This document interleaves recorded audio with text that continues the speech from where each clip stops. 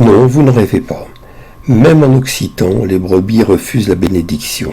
Sont-elles informées de ce qui les attend à la fin du parcours? Thierry Delpech et Stéphane Roudier essayent de garder leur sérieux.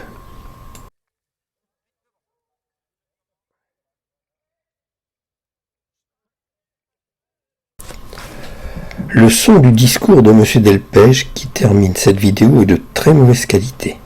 J'en reprends plus ou moins le sens dans le texte de l'article auquel cette vidéo est liée.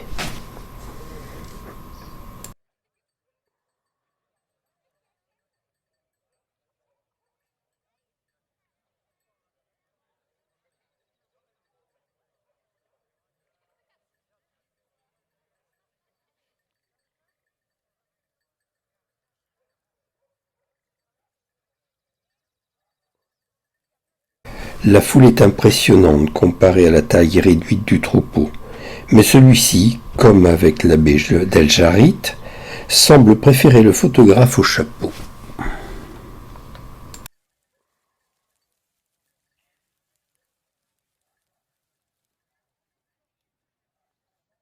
Qui permettra l'installation de nouveaux troupeaux. Mon troupeau n'a pas vocation à venir passer ici. On va pas susciter vocation. Alors, on a parlé, Stéphane Roudier a parlé du volet environnemental. On peut parler aussi du volet social. La preuve est là, les tous réunis. Des randonneurs, des cas de champignons, des vététistes, peu importe. On partage le même territoire, sachant partager cette ressource et ce plaisir de le garder dans le meilleur état. Cette démarche durable, il faut aussi qu'elle soit rentable.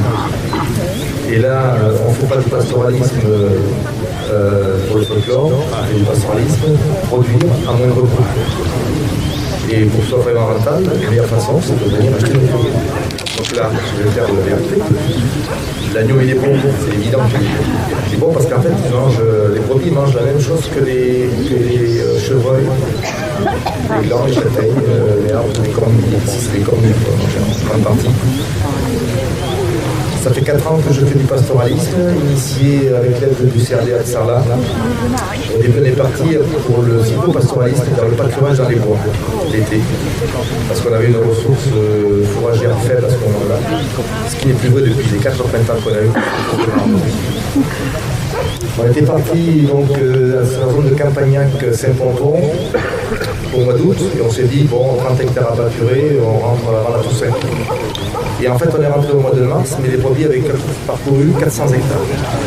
Vous voyez déjà le potentiel énorme qu'il y a pour faire, je rappelle, un produit de qualité. On est à l'opposé des OGM, à l'opposé de l'intensif, et surtout, on produit en accord avec la nature, ce qui est quand même pas mal.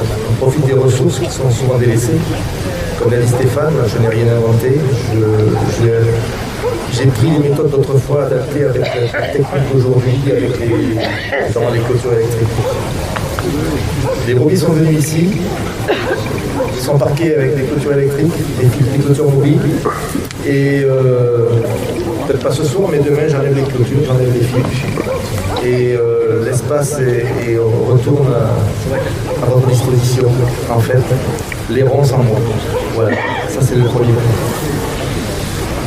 Donc Stéphane et ses collègues élus ont initié une zone pastorale, je répète.